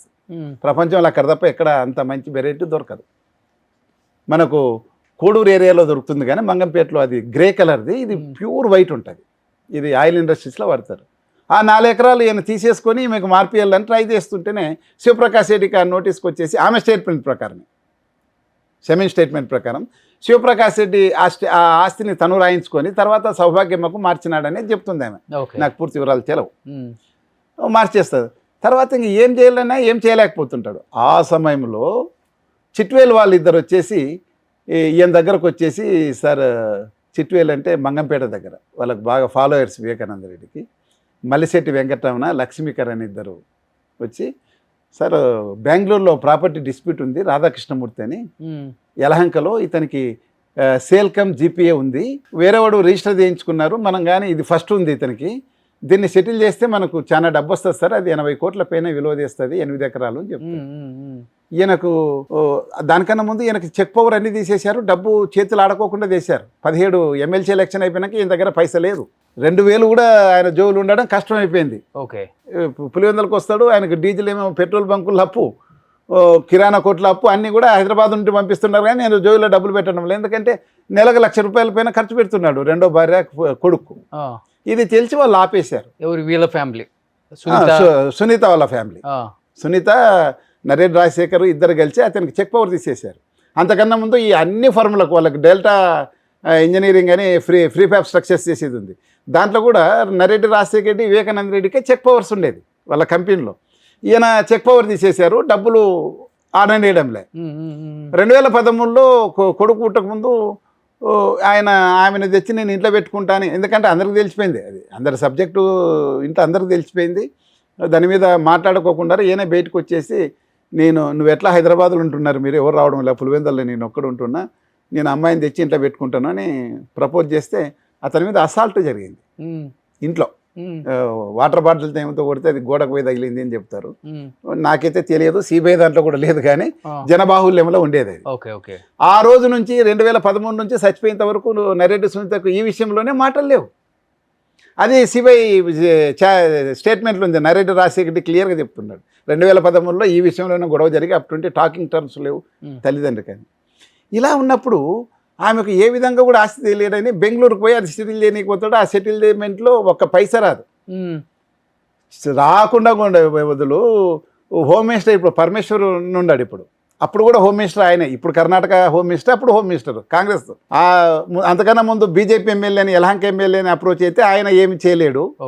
తర్వాత హోమ్ మినిస్టర్ని అప్రోచ్ అవుతారు. ఆయన లోకల్ పోలీస్కి చెప్పి ఒక పంచాయతీ పెడతాడు, ఆ పార్టీ ఈ పార్టీని పెట్టి. ఆ పార్టీలో పోలీసు వాళ్ళు క్లియర్గా చెప్తాడు, అయ్యా మీ రాధాకృష్ణమూర్తి ఏదైతే మీరు చెప్పి సపోర్ట్ చేస్తున్నారో ఆ డాక్యుమెంట్ ఫోర్జుడు వన్ను. ఎందుకంటే ఆయన కొనింది ఒక ఐటీవై కంపెనీ డైరెక్టర్తో కొన్నాడు. ఆ డైరెక్టర్ 10 ఏళ్ల కిందటే ఆ కంపెనీ నుండి వచ్చిన తర్వాత ఈయన తీసుకున్నాడు. అంతోని వానికి ఆ హక్కు ఉండదు. డబ్బులు పెట్టాడా దానికి? ఏం పెట్టలేదు. ఈయన దగ్గర డబ్బులు ఉంటాయి కదా, ఈయన పైసా లేదు. తర్వాత దాంట్లో సంతకాలు చేసిన 2 నోటరీల్లో ఆ డేట్ కన్నా 10 సంవత్సరాల కిందట చనిపోయినాడు కడపవాడు, అది కూడా ఫోర్జరే. ఓకే, కాబట్టి ఈయన మీద మేము యలహంకలో ఒక పోలీస్ కేసు పెట్టి ఈయన జైల్లోకి కూడా పంపించినామని చెప్తారు. ఓకే, కాబట్టి ఇంకా ఏం లేదని తెలుసు. తర్వాత వీళ్ళు పీటర్ క్యాడీ అని ఒక బ్రోకర్ దగ్గరకు పోతారు. అతను ఇట్లాంటి ల్యాండ్ డిస్ప్యూట్ ఉండేది. ఒకటి సార్, ఇప్పుడు బెంగళూరు ల్యాండ్ వల్ల ఇష్యూ రాలేదు, మనకు పైసా రాలేదు. సెకండ్ వైఫ్ కిడ్ వల్ల ఇష్యూ లేదు. కానీ ఎందుకు అంత దారుణంగా నరికారు? మరి ప్రాబిలిటీస్ చెప్తాను, అంతేగాని ఫలానా నరికినాడని మనం చెప్పలేదు. ఆయనకేమో అజాత శత్రువు. ఎవరైనా వినపడే దస్తగిరి పేరు కానీ లేకపోతే రాజశేఖర్ రకరకాల పేర్లు వాళ్ళ స్టేట్మెంట్లు హైలీ కాంట్రాడిక్షన్స్ ఉన్నాయి, హైలీ కాంట్రాడిక్షన్, సెల్ఫ్ కాంట్రాడిక్టర్ ఉన్నాయి. అసలు వాళ్ళే ఉన్నారా లేదా? మారిపోయాడు కదా దస్తగిరి. మారిపోవడం అంటే ఇప్పుడు నేను కూడా మారిపోతా. అసలు ఇంకా ఎవరికి ఆఫర్ ఇచ్చినా అట్లాంటిది అప్రూవర్గా మారిపోతారు. ఏముంది, అరెస్ట్ లేదు ఇక్కడ ఎక్కడా కూడా. ఆస్తి కోసం చంపింది కాదు, అలా అరెస్ట్ లేదు. అరెస్ట్ లేకుండా పెట్టినారు. మామూలుగా 306 ప్రకారం అంటారు అప్రూవర్. మీకు మన వీడియో దృష్టిలకు, అడ్వకేట్స్కు, పోలీసు వాళ్ళకు తెలుసు. సెక్షన్ 306 ప్రకారము సిఆర్పిసిలో, పాత సిఆర్పిసిలో అప్రూవర్ చేస్తారు. దాంట్లో సబ్సెక్షన్ 4A ప్రకారం అతను జైల్లో ఉంటే ట్రయల్ అయిపోయేంత వరకు లోపలే ఉండాలా. ముద్దాయిలు బయట తిరుగుతారు కానీ ట్రయల్ అయినంత వరకు అప్రూవల్ అయినంత వరకు లోపల ఉండాలా. మిగతా ముద్దాయిలకు బెయిల్ రావచ్చు. దీంట్లోనే ఇతనికి అరెస్ట్ చేయలేదు. నేను చంపినానని చెప్పినాక 3 నెలలైనా అరెస్ట్ చేయలేదు. నువ్వు యాంటిసిపేట్ బెయిల్ పోమని చెప్తారా? పోలీస్ స్టేషన్కి వచ్చి నేనే చంపేసినానని స్టేట్మెంట్ ఇచ్చి, కోర్టులో కూడా స్టేట్మెంట్ నేనే చంపినానని చెప్పి తర్వాత అరెస్ట్ చేయకుండా ఉంటారా ఏ పోలీస్ అయినా? ఖచ్చితంగా అరెస్ట్ చేస్తాం. నేను 36-38 సంవత్సరాల ఫస్ట్ టైం ఇట్లాంటి కేసు చూడడం. నేను చంపినానని చెప్పి కోర్టులో కూడా కన్ఫెషన్ ఇచ్చిన తర్వాత వాడిని అరెస్ట్ చేయకుండా ఎందుకు వదిలేస్తారు? 2 నెలల పాటు వదిలేసి కోర్టు యాంటిసిపేట్ బెయిల్ వాడు అప్లై చేస్తే మాకేం అబ్జెక్షన్ లేదని సిబిఐ చెప్తుంది. సునీత గారు కూడా అబ్జెక్షన్ చెప్పరు. అతనికి బెయిల్ వచ్చిన తర్వాత అప్రూవర్ చేస్తారు. ముద్దాయి అయినాడు కదా, ఛార్జ్షీట్ వేస్తారు. 21వ తేదీ బెయిల్ వస్తుంది, అక్టోబర్ 21, 2021లో. 26వ తేదీ ఛార్జ్షీట్ వేసి ముద్దాయిని చేస్తారు. తర్వాత తను అప్రూవర్ అవుతాడని ఒక పిటిషన్ ఫైల్ చేసి నవంబర్లో అప్రూవల్ అవుతుంది, కోర్టు ఒప్పుకుంటుంది, సిబిఐలు అడుగుతున్నారు కాబట్టి. అది వీళ్ళే కాకుండా ఆయన ఫోన్ మీద ఒక 5 వేలు ముద్రలు అయితే ఉన్నాయంట కదా, వాడారంట కదా. అవి ఎవరికి టాలీ కాలేదులే, అవి ఎవరికి టాలీ కాలేదు. ఈ అబ్బాయికి ఎప్పుడైతే నేను ఏం చేయలేకపోయినాడు ఆయన, తర్వాత డైమండ్ స్టోరీ అని ఆ సునీల్ యాదవ్ వాళ్ళు వస్తారు, మాకు ఎవరికో తెలియదు XYZకు డైమండ్స్ దొరికినాయి, అవి అమ్మిస్తే చాలా పెద్ద డబ్బు వస్తుంది అంటాడు. ఇది ఎప్పుడైతే నా పైస రాదో అతని నమ్ముతాడు, ఎందుకంటే ఒక మనిషి అత్యంత క్లిష్ట పరిస్థితులు ఉన్నాడు. నేను చెప్పిన పీటర్ క్యాడీ అతని దగ్గరికి వెళ్ళి ఫోర్త్ డాక్యుమెంట్స్ ఇచ్చి బ్యాంక్లో లోన్ ఇప్పించేస్తే నీకు 50% ఇస్తామంటారు. మామూలుగా లోన్స్ అరేంజ్ చేసే వాళ్ళు 1% కానీ 2% కానీ తీసుకుంటారు. ఫోర్త్ డాక్యుమెంట్స్ అని తెలిసినాక ఈయన ఆ ఫోర్త్ డాక్యుమెంట్స్ బ్యాంకుని మోసం చేసి తీసుకునే కూడా సిద్ధపడతాడు. పీటర్ క్యాడీతో ఆ ఒప్పందం జరిగితేనే 40% ఒప్పుకుంటారు, 2%ని 40% ఒప్పుకుంటారు. ఒప్పుకొని పీటర్ క్యాడీని అంటే నాకు చాలా డబ్బు అవసరం ఉందండి, ఓ 3 కోట్లు మీరు ఇవ్వండి, ఆ లోన్ వచ్చినాక మీరు నా దాంట్లో పట్టుకొని ఏమని అడుగుతాడు. అయ్యో నేను అంత ఇవ్వలేను సార్, నాకు అంత కెపాసిటీ లేదని అది స్కిప్ అవుతుంది. అంటే ఆయన ఎంత నీడీ ఉన్నాడు డబ్బుకు అనేది ఇష్యూ. అది ఇంత ఫైనాన్షియల్ ఇష్యూ ఉన్నప్పుడు కూతురు కానీ అల్లుడు కానీ అసలు పట్టించుకోవడం మానేశారా సార్? ఏముంది, ఆయన పందింటి రాజశేఖర్ అయినా వాళ్ళ ఇంట్లో కేర్ టేకరు రాజశేఖర్ రెడ్డికి ఫోన్ చేశాడు, చాలా పెద్ద డబ్బు వస్తుందని ఎక్స్పెక్ట్ చేస్తున్నాడు ఈయన, అంటే సునీల్ యాదవ్ వాళ్ళ ద్వారా వస్తుందని వజ్రాలు అమ్మితే. అది రావడం లేదు, రోజు మంచులు పంపిస్తున్నాడు వాళ్ళకు, వాళ్ళు అవాయిడ్ చేస్తున్నాడు. ఆ డబ్బులని రాత్రి ఎక్సెసివ్ ఆల్కహాల్ తీసుకొని ఎక్సెసివ్గా ఆల్కహాల్ తాగి మెట్ల మీద పడిపోతున్నాడు వరండాలో. నేను ఎన్నో మాటలు ఆయన ఎత్తుకొని పోయి బెడ్రూమ్లో వండబెడుతున్నా రాత్రి, ఇట్లుంది పరిస్థితి అని రాజశేఖర్కి చెప్తాడు, నరేంద్ర రాజశేఖర్కి అల్లుడికి. మరి వాళ్ళు ఏం చేయలేదే అతనికి డబ్బు. పైగా 13వ తేదీ 14వ తేదీ సాయంత్రం రాజశేఖర్ ఈయనకి ఫోన్ చేస్తాడు, డబ్బులు కావాలా, వేరే దానికి ఏదో పెట్టుబడి కావాలని. ఈయన డబ్బులు కావాలంటేనే ఎర్రగంగిరెడ్డికి పక్కన చెప్పి సునీల్ యాదవ్ ఫోన్ చేసి వాళ్ళు డబ్బు ఎలా తెచ్చిస్తారంటే రేపు ఇస్తాం మేము అని చెప్తారు వీళ్ళు, సునీల్ యాదవ్ వాళ్ళు. అంత అబద్ధం, అది హంబగ్. ఒక అబద్ధాలు చెప్తుంటే రోజులు తుడుచుకుంటారు. ఆ రోజు రాత్రి వాళ్ళు పాపం శివప్రకాష్ రెడ్డి కూతురు మనవరాలు బర్త్డేకి రావాలా ఎర్రగంగిరెడ్డి అని, వాళ్ళు రేపిస్తారంటే ఆ డబ్బు ఇంపార్టెంట్ కాబట్టి వాళ్ళు ప్రయాణం క్లోజ్ చేసుకుంటారు, స్టాప్ చేసుకొని ఉంటారు. ఆ రోజే రాత్రి చనిపోతాడు ఆయన. ఓకే, అది. ఇప్పుడు ఏమైందంటే రాత్రి ఇప్పుడు సరే ఈటి వరకు ఉంది, ఒక్క పైసా వాళ్ళకి చేయలేకపోయినాడు. ఆమె బూతులు పెట్టి మెసేజ్ పెడుతుంది, మీకు కూడా మెసేజ్. అవునవును, మెసేజ్ అది అంటే అదొక్క మెసేజే కాదు, ఒక వివేకానంద రెడ్డి తిడుతూ పెడుతుంది, ఆమె తిడుతూ అట్లా మెసేజ్లు. ఇవన్నీ ఆమె మెసేజ్లేండి, ఇవన్నీ ఆమె మెసేజ్లే. ఇదే ఆమె మెసేజ్, ఇదే ఆమె మెసేజ్. బూతులు తిడతా, నాకు వీళ్ళే నా నా సంసార జీవితాన్ని, నా జీవితాన్ని నాశనం చేస్తున్నారు, నా కొడుకు పైస లేకుండా చేస్తున్నారు, భర్తను నా దగ్గరకు రాకుండా చేస్తున్నారు అని ఆమె చాలా బూతులతో పెట్టింది. ఆయన కూడా తిడుతుంది. పనిలో పని అఫ్జల్ అనే వాళ్ళ ఫ్యామిలీ ఫ్రెండ్ ఒక అతను కడప ఎమ్మెల్యే టికెట్కు ట్రై చేస్తున్నాడు, ఆయనకు రికమెండ్ చేయమని చెప్పింది. కూతురు అల్లుడు ఇంతమంది ఇబ్బంది పెడుతున్నారు కదా వివేకానంద రెడ్డి గారిని, ఎప్పుడు కూడా జగన్ గారిని ఒకసారి కాంటాక్ట్ అయ్యి విషయం చెప్పడానికి ట్రై చేయలేదు ఆయన కూడా? ఆయన ఏం పెద్ద మంచి పని చేసినాడా చెప్పనీకే, లే మంచి పని చేశాడా చెప్పనీకే, ఆయనలోన ఆయనే ఉన్నాడు. ముఖ్యంగా అవినాష్ రెడ్డి గారికి కానీ, అవినాష్ రెడ్డికి చెప్పుకునే ఇది లేదులే. వైఎస్ భాస్కర్ రెడ్డిలకు గెలిచినప్పుడు ఫైనాన్షియల్ ప్రాబ్లం ఉన్నాయని చెప్తున్నారు కానీ ఈ విషయం చెప్పలే. ఈ కొడుకుండే ఈ విషయం కూడా కుటుంబ సభ్యులకు మళ్ళనే తెలిసింది, మాలాంటి వాళ్ళకి తెలుసు కానీ మిగతా వాళ్ళందరికీ బయటపడింది. ఇది మర్డర్ తర్వాత పోలీసులో వాళ్ళనందరిని పట్టుకొచ్చి పోలీస్ స్టేషన్లో వేసేసి ఇంటరాగేట్ చేస్తారు వీళ్ళనంతా. అప్పుడు తెలుస్తుంది ఒక కొడుకున్నాడని, అప్పుడు చూస్తారు ఆ పిల్లోని అందరూ. అంతవరకు సీక్రెట్గానే, ఎందుకంటే పెద్దోళ్ళ వ్యవహారం ఎవరు బయటికి పెట్టడం లేదు. అవునవును. ఈ దస్తగిరి స్టేట్మెంట్ ఏముందంటే, ఇప్పుడు మీకు విల్లు గురించి వస్తున్నా, ఇది సర్కమ్స్టెన్సెస్. ఇది దస్తగిరి స్టేట్మెంట్ ఏముందంటే, వారు లోపలికి వెళ్ళి అతన్ని కేవలము ఈ డాక్యుమెంట్స్ కోసమే నరికి చంపినట్లా ఉంది. అవును, లోపలికి పోతారు, ఆయన కొడతారు, కొట్టి ఆడ ఉమాశంకర్ రెడ్డి అంత ఆయన ఇక్కడ ఇక్కడ ఇక్కడ నరికేస్తాడు, మెదడు బయటకు వస్తుంది. ఓకే, తర్వాత దస్తగిరి స్టేట్మెంట్ ప్రకారం చెప్తున్నా, దస్తగిరికి గొడ్డలు ఇచ్చేసి ఇతను కదలకుండా దూడని చెప్పేసి వాడిని కావలు పెట్టేసి దస్తగిరిని ఆ ఇంట్లో బెడ్రూమ్ అంతా వెతుకుతారు, హాల్ కాదు బెడ్రూమ్ అంతా వెతికి ఆ 2 డాక్యుమెంట్స్ తీసుకుంటారు. ఆ దస్తగిరి ఆ డాక్యుమెంట్స్ ఏమంటే సిబిఐలకు తెప్పింది కానీ కోర్టుకు తెప్పింది కానీ నాకు చదువు రాదు సార్, ఆ డాక్యుమెంట్స్ ఏమో నాకు తెలియదు, దాని మీద రౌండ్ సీల్స్ ఉన్నాయి, నోటరీ రౌండ్ సీల్స్ ఉన్నాయి అని చెప్తాడు ఆయన. ఒరిజినల్ డాక్యుమెంట్స్ అన్నట్ల చెప్తాడు. చెప్పిన తర్వాత అవి దొరికిన తర్వాత ఇవే మనకు కావాల్సిందని ఎర్రగంగిరెడ్డి వీళ్ళంతా మాట్లాడుకొని అతనితో లెటర్ రాయించేసి దొరుకుతా ఉంటే అతను బెదిరిస్తాడు వీళ్ళని. ఏంది నా ఇంట్లో వెతుకుతున్నారు, మీ ఎంత చూస్తా అంటే దస్తగిరి కూడా ఇలా నరుకుతాడు, ఇటువంటి ఇట్లా పోతుంది, ఫోటోలు నీ దగ్గర ఉంటాయి. నరికితే ఇటువంటి ఇట్లా పోతే తర్వాత ఆ డాక్యుమెంట్స్ దొరికినాక దానికి డ్రైవర్ మీద ప్రసాద్ మీద ఒక లెటర్ రాయించేసి తర్వాత బాత్రూమ్లో వేసి చంపేసి పోయినామని చెప్తాడు. పోయేటప్పుడు సునీల్ యాదవ్ వచ్చేసి అతని ప్రైవేట్ పార్ట్స్ మీద మా అమ్మని అడుగుతావారా కొడక అని వాడు తిట్టి 4 మాటలు తంతే తర్వాత గంగిరెడ్డి వద్దురా మన పని అయిపోయింది, మనం వచ్చిన పర్పస్ సరిపోయింది అని బయటికి వెళ్ళిపోతాడనేది స్టోరీ ఉంది. బెంగళూరు ప్రాపర్టీకి సంబంధించిన డాక్యుమెంట్స్ నేను బెంగళూరుకు పోయి నేను ఎంక్వైరీ చేసుకున్నాను. బెంగళూరు అసలు ఒరిజినల్ డాక్యుమెంట్స్ బెంగళూరులోన 37 ACMM కోర్టులో ఉన్నాయి. డీజీపీ ఆఫీస్ రిజర్వ్ బ్యాంక్ పక్కన ఉంటుంది కోర్టు, ఆ కోర్టులో ఉన్నాయి. ఎందుకున్నాయంటే యలహంక పోలీసులు ఈ రాధాకృష్ణ మీద కేసు పెట్టినామని చెప్పారు కదా, ఫోర్జరీ కేసు, చీటింగ్ కేసు ఆ పంచాయతీలో, ఆ కేసులో సీజ్ చేసి వాళ్ళు కోర్టు పంపించారు వాటిని. ఓకే, ఈ రోజు కూడా కోర్టులోనే ఉన్నాయి. ఓకే, నువ్వు కాపీస్కి అప్లై చేసి ఇస్తారు ఒరిజినల్స్. ఓకే, మరి వీళ్ళు నరికి చంపినప్పుడు బెడ్రూమ్ లో తీసిన స్టాంప్స్ అవి చెప్తా ఏమని ఈ అప్రూవర్ చేసినప్పుడు రామ్ సింగ్ ఉన్నాడు అప్పుడు. ఆ విషయం లేక చూడలే ఆయన. అరే డాక్యుమెంట్స్ అనేకుడు ఉన్నాయి, మనం ఎట్లా చెప్పేయాలి అని వీళ్ళు తర్వాత దీపక్ గౌర్ కూడా దాని నుంచి ఇన్వెస్టిగేషన్ బయటకు పోయినాక వీళ్ళు ఇంప్రూవ్ చేసుకుంటూ వచ్చారు అవి బెంగళూరుకు అని. బెంగళూరు ఏమో ఒరిజినల్స్ ఏమో కోర్టులు ఉన్నాయి. ఆయన తీసుకున్న ఒకే ఒక సర్టిఫైడ్ కాపీ ఏమో వెంకటప్రసాద్ దగ్గర ఉంది, రాధాకృష్ణమూర్తి ఇంకెక్కడున్నాయి ఇవి కాదు. ఫోటోస్టాట్ కోసమే చంపరు, పైగా దాని నుండి ఒక పైస రాలేదు అనేది కూడా వాళ్ళు అఫీషియల్గా ప్రూవ్ చేశారు.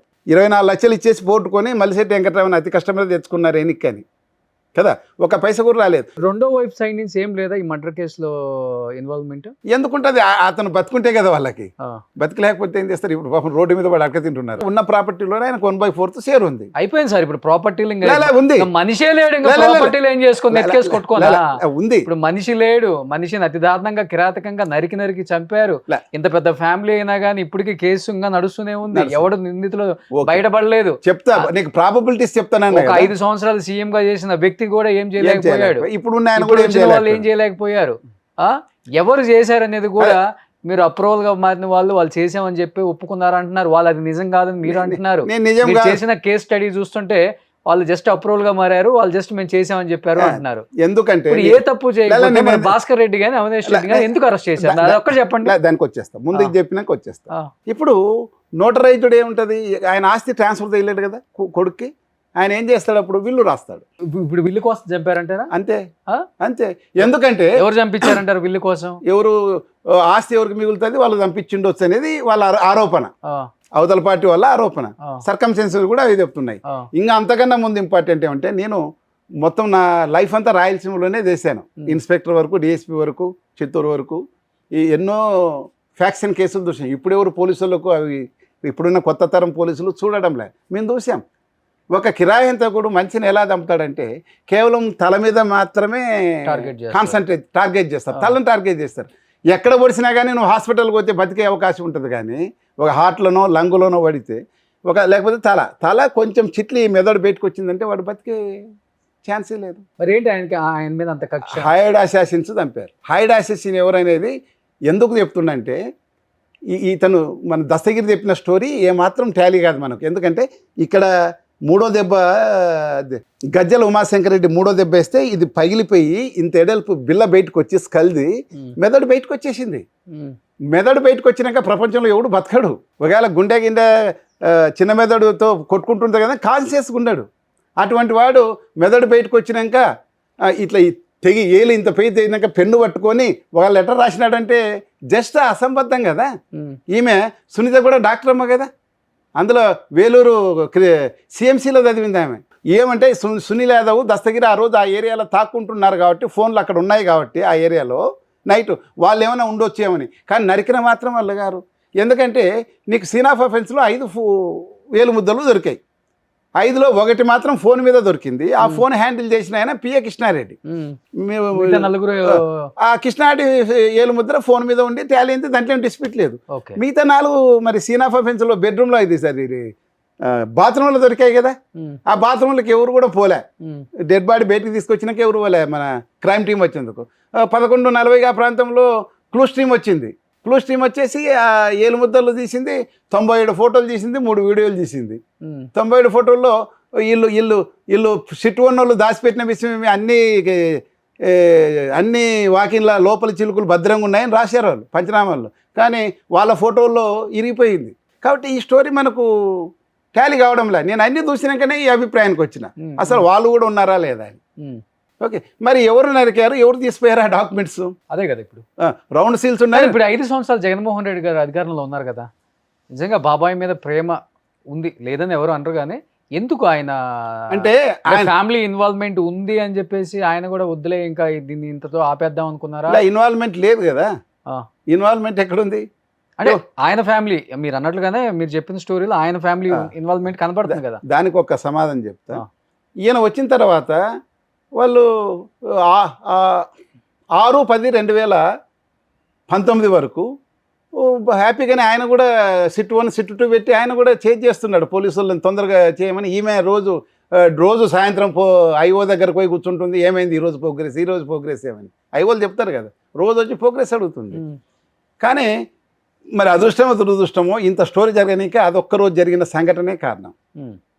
6/10/2019 ఆమె జగన్మోహన్ రెడ్డి దగ్గరికి వెళ్ళి ఒక ఫ్యామిలీ మీటింగ్ నడుస్తూ ఉంది దీని గురించి, ఏమవుతుంది ఏం కథ దీంట్లోనని డిస్కస్ చేసుకుని పెడితే, ఈమె ఆ దేవిరెడ్డి శివశంకర్ రెడ్డి మీద అవినాష్ రెడ్డి వాళ్ళ మీద డౌట్ ఉంది నాకు అని చెప్తుంది. ఈమెకి ఎవరు వెనక నేర్పించారో మనకు తెలియదు. ఆయన జగన్మోహన్ రెడ్డి గారు అంటారు, అవినాష్ రెడ్డిని పక్కన పెట్టు, దేవిరెడ్డి శివశంకర్ రెడ్డి అనేవాడు వాళ్ళకు రైట్ హ్యాండ్ లెఫ్ట్ హ్యాండ్ అందరికి, వాళ్ళ కుటుంబానికి అంతా. ఎవరైనా బుల్లెట్ వాళ్ళ మీద తుపాకీతో కలిస్తే ఆ బుల్లెట్ అవకాశం అయితే వాడు పోయి ఎదురు నిలబడతాడు. తన ప్రాణమైన ఇచ్చి వాళ్ళకున్నంత అత్యంత నమ్మకస్తుడైన ఫాలోయర్ అతను. నువ్వు అతని మీద ఎలా చెప్తావు? నువ్వు వాడు మీ నాయనకైనా నాకైనా ఎవరికైనా అంతే విశ్వాసంగా ఉంటాడు. దీనికన్నా ముందు మీ పిఏ కృష్ణారెడ్డి ఎందుకు లెటర్ దాచిపెట్టినాడు, మీ ఆయన ఎందుకు తెప్పాడు? అసలు ఆ లెటర్ ఏం దాచిపెట్టకపోతే ఫస్ట్లోనే మర్డర్ కేసు కట్టి వాళ్ళంతా ఎవిడెన్స్ పోయిందని వీళ్ళందరిని అరెస్ట్ చేసి దాన్ని అంతా కన్ఫ్యూజ్ చేస్తున్నారు కదా, ఇన్వెస్టిగేషన్ అంతా కన్ఫ్యూజ్ అయిపోయింది కదా. ఇప్పుడు అది జరగకోకుండా ఉంటుండే కదమ్మా అని ఒక మాట అంటాడు అంతే. ఆమె నా భర్తను నువ్వు అనుమానిస్తావా, నా భర్త చంపినా పర్వాలే, నువ్వు నిజం తేల్చు అని బయటకు వచ్చేసి వైరపక్షం క్లచెస్లోకి వెళ్ళి, ఓకే వైరపక్షం అంటే నీకు అర్థమవుతుంది, చూస్తలకు కూడా అర్థమవుతుంది, వైరపక్షం క్లచెస్లోకి వెళ్ళి వ్యవస్థల్లో అత్యంత శక్తివంతమైన వాళ్ళ ద్వారా దాన్ని సిబిఐకి పోయేలాగూ అవుతుంది. వ్యవస్థలు అత్యంత శక్తివంతమైన అన్ని వ్యవస్థల్లో పోతారు. పోయినాక ఫస్ట్ సిబిఐ మాత్రం డైరెక్టర్ ఉన్నాడు, పర్మనెంట్ డైరెక్టరు. ఆయన పర్మనెంట్ డైరెక్టర్ కాదు అది ఇచ్చినప్పుడు. ఆర్డర్ వస్తేనే Sudha Singh IPS officer, Orissa cadre, ఆమె లేడీ ఐపీఎస్ ఆఫీసరు, సిబిఐకి డెప్యుటేషన్లు ఉంటుంది. ఆమెను కేసుకి ఇన్ఛార్జ్ పెట్టేసి ఈ దీపక్ గౌరు ఆయనకు ఒక 4 ఇన్స్పెక్టర్లు 4 ఎస్ఐలు ఇచ్చేసి ఇన్వెస్టిగేషన్ మొదలు పెడతారు. వాళ్ళు ఫస్ట్ సిట్ 1లో నుంచి అన్నీ తీసుకొని, సిట్ 1 సిట్ 2 నుంచి అన్నీ తీసుకొని అవి స్టడీ చేసి 3 నెలల పాటు తర్వాత వచ్చి కూర్చొని ప్రతి రాయిని లేపుకుంటూ తిప్పి చూసుకుంటూ పోతారు ఏ దాంట్లో ఏముందో అని. ఎందుకంటే ప్రాబిలిటీస్ అని దాంట్లోనే బెంగళూరుది కూడా ఒకటి మొత్తం 13 మందికి చేసి ఒక పైస రాదేదని దీపక్ గౌరు ప్రూవ్ చేశాడు. అది ఇట్లా చేస్తూ ఉంటేనే తర్వాత సుబోధ్ కుమార్ జైస్వాల్ అని 25/5/2021 వస్తాడు, డైరెక్ట్ ఆయన వస్తాడు. ఆయనని సెలెక్ట్ చేసిన ప్యానెల్లో ప్రధానమంత్రి ఉంటాడు, చీఫ్ జస్టిస్ ఉంటాడు, ప్రతిపక్షం నుంచి ఒక ఆయన ఉంటాడు. ప్రధానమంత్రి option BJP option Rakesh Asthana, కానీ ఆ రోజున్న చీఫ్ జస్టిస్ ఆయన సుప్రీంకోర్టు ఆర్డర్ తీసుకొని ఒకదాన్ని, సార్ ఎక్కువ సర్వీస్ ఉన్న వాళ్ళని మనం ప్రిఫర్ చేయాలా, వీళ్ళ ముగ్గుట్లోన సుబోధ్ కుమార్ జైస్వాల్కి ఎక్కువ సర్వీస్ ఉందని చెప్తే ఆడ పెద్ద ఆర్గ్యుమెంట్ ఏం లేదు కదా, చట్టం అట్లుంది అని చెప్పినప్పుడు సరైన ఓకే చెప్తారు, అప్పుడవుతాడు. అలా వచ్చిన సుబోధ్ కుమార్ జైస్వాల్ ఆయన వస్తేనే సుధా సింగ్ని తప్పించేస్తాడు ఆ కేసు నుంచి. 9/11/2021 ఆయన్నే ఐఓన్ చేసి దీపక్ గౌర్ను కూడా తీసేస్తారు ఆ కేసు నుంచి. ఇంకా ఆ రోజు నుంచి ఆయన ఇష్టం, ఇంకా ఆ రోజు నుంచి జరిగిందే ఇవన్నీ డ్రామాలు, కొత్త పేర్లు. కానీ మధ్యలో భాస్కర్ రెడ్డి అని అవినాష్ రెడ్డి అరెస్ట్ ఎందుకు వచ్చింది మరి? ఏమాత్రం నమ్మదగ్గగా లేని ఒక స్టేట్మెంట్ ఇచ్చిన దస్తగిరి స్టేట్మెంట్ మీద వేసారు అతన్ని. అతను ఒప్పందము అప్రూవర్ అంటారు అతన్ని. నేను అరెస్ట్ చేయము, నీకు డబ్బులు ఇస్తాము, నీకు అరెస్ట్ చేయము, నువ్వు సాక్షిగా ఉంటావు, నువ్వు ఒప్పుకుంటే ఒప్పుకున్నాడు అతను ముందు అతను ఒప్పుకోలే. నాకు తెలిసిన విషయం ఏమంటే ఇతను ఉమాశంకర్ రెడ్డిని, గజ్జల ఉమాశంకర్ రెడ్డిని కూడా అడిగినారు. ఒక రూమ్లో ఊరికి తెలకుండా నోట్ల డబ్బులు బ్యాగులు పెట్టి, నువ్వు ఈ విధంగా ఒప్పుకో, నీకు అరెస్ట్ చేయము, నీకు పిల్లలకి అంత చేస్తాము, డబ్బు ఇస్తాము, లేదంటే నువ్వు జైలుకి పోతావు. ఏమని ఒప్పుకోమన్నారు? దస్తగిరి చెప్పిన స్టోరీ. ఓకే. ఈ స్టోరీ వాళ్ళకి చెప్పి ఈ విధంగా మీరు ఒప్పుకుంటే మీకు ఇస్తామని. ఎవరు ఒప్పుకోలేదు, ముందు దస్తగిరి కూడా ఒప్పుకోలేదు. తర్వాత సభానా అని ఆయన భార్యని మేనేజ్ చేసి ఒప్పించారనేది. అవినాష్ రెడ్డి పేరు, భాస్కర్ రెడ్డి పేరు, భాస్కర్ రెడ్డి పేరు, దేవిరెడ్డి శివశంకర్ రెడ్డి పేరు చెప్పమని. చెప్పు. ఓకే. సో ఇప్పుడు అందరి మీద ఆరోపణ అయిపోయింది. ఇప్పుడు జగన్ గారు భారత మీద కదా విచారణ విచారణ చేయాలని ఈమె అడుగుతుంది. సునీత గారు, సునీత వాళ్ళ వాళ్ళ వాళ్ళ బెయిల్స్ అన్ని క్యాన్సిల్ చేయాలని. ఆయన పాపం ఉత్త పుణ్యానికి ఆ తుడిపించేటప్పుడు అక్కడ ఉన్నాడని. ఎవరో వైఎస్ భాస్కర్ రెడ్డి తుడిపించేటప్పుడు అందరూ అక్కడే ఉన్నారు, బంధువులంతా అక్కడే ఉన్నారు, ఆయన ఒక్కడే కాడు. అదొక్క కారణం పెట్టి వాడెవడో శ్రీనివాసరెడ్డి అని కాంపౌండర్ ఉంటుంది అతను, మూలి శ్రీనివాసరెడ్డి అని, వాళ్ళ హాస్పిటల్లో కాంపౌండర్. దూది తొందరగా తీసుకెళ్ళి తుడిసనికి డాక్టర్ దూది కావాల కాటన్ అంటే, ఎందుకంటే శవాన్ని బయటికి తెచ్చేంత వరకు దాంట్లో అతనికి ఇంజురీ ఇచ్చిందని ఎవరికి తెలియదు. కానీ ఇప్పుడు సునీత గారు కోరినట్లుగా జగన్ గారిని, భారతి గారిని విచారణ చేసే అవకాశం ఉందంటారా? అయిపోయింది కదా, లేదని చెప్పారు కదా, కింద కోర్టు ఒప్పుకోలేదు. కానీ ఇంతమంది ఇన్ని రకాలుగా, అంటే కొంతమంది ప్రలోభ పెట్టచ్చు, కొంతమంది డైరెక్ట్గా ఉండొచ్చు, విచారణకి వెళ్ళారు, కొంతమంది అరెస్టులు అయ్యారు, బయటకు వచ్చారు, మీరు చెప్తూనే ఉన్నారు, అన్ని వర్షన్స్ చెప్పారు, బాగానే ఉంది. కానీ మరి జగన్మోహన్ రెడ్డి గారు వర్షన్ ఏం చెప్పారు అసలు? చెల్లికైనా చెప్తా, అవినాష్ రెడ్డికైనా చాలా ఇంపార్టెంట్. నువ్వేది నేను ఒక 2 లైన్ చెప్తేనే నీ దగ్గరికి వస్తాను, లైన్లు చెప్పండి, సమాధానం వస్తుంది. 13వ తేదీ వాళ్ళు ఫైనల్ రిపోర్టు సుప్రీంకోర్టు కూడా ఇచ్చారు. సుప్రీంకోర్టు ఇంకా దీంట్లో మేము క్లోజ్ చేస్తున్నాము అని, ఈ బెయిల్ పిటిషన్స్ నువ్వు క్యాన్సిల్ చేయమని ఇచ్చావు కదా బెయిల్స్, అవన్నీ కూడా మేము డిస్మిస్ చేస్తున్నాము, డిస్మిస్ చేసి వెళ్ళిపోమన్నారు. ఓకే. ఇప్పుడు రాజశేఖర రెడ్డి గారు ఉన్నప్పుడు ఫ్యామిలీకి ఒక భరోసా, మీరు అడిగిన 200% జగన్మోహన్ రెడ్డి గారే భరోసా. తమ్ముడు పిల్లలకైనా, అన్న పిల్లలకైనా, మొన్న కూడా జాజిరెడ్డి గారి మనవడు పెళ్లి దగ్గరుండి చెన్నైలో చేసి వచ్చారు, అంత బాగుంది. జగన్మోహన్ రెడ్డి పెద్ద ఇప్పుడు ఇంటికి ఏంటి ఆయన ఇచ్చిన భరోసా ఏంటి ఫ్యామిలీకి? దానికన్నా ముందు మీరు ఒకటి, జగన్మోహన్ రెడ్డి ఏం చెప్తున్నాడు ఈ కేసులో అని అన్నారు కదా, సిబిఐలో అతను ఎగ్జామే చేయలేదండి. ఎంపీ సీట్ కోసం అంటే ఎంపీ సీట్ ఇచ్చేవాడిని ఎగ్జామ్ చేయలే కదా, జగన్మోహన్ రెడ్డి ఎగ్జామ్ చేయలే. ఈమెమో జగన్మోహన్ రెడ్డిని ఎగ్జామ్ చేయమంటుంది, భారతిని ఎగ్జామ్ చేయమంటుంది. ఆయన ఏమంటాడు, పార్టీ నాది, నా ఇష్టం. మా చిన్నాయన అసలు, మా చిన్నాయన ఎవరు చేసేకి, అసలు మా చిన్నాయనే రికమెండ్ చేశాడు. ఆయన స్టార్ కంపెయినరు అవినాష్ రెడ్డికి, ఆయన ఎందుకు చంపుతాడు, ఎవరు చెప్పారు, ఇది ఏమి సంబంధం లేదు, ఆయనే రికమెండ్ చేశాడు అవినాష్ రెడ్డికి అని చెప్తారు రేపు. అదే యాక్చువల్గా జరిగింది కూడా. ఓకేనా? కాబట్టి వాళ్ళ మోటివ్ తుస్ అంటుందని అతన్ని ఎగ్జామ్ చేయరు. ఏమంటారంటే ఇది కావాల్సి చేసిన టార్గెటెడ్ ఇన్వెస్టిగేషన్ ఇది.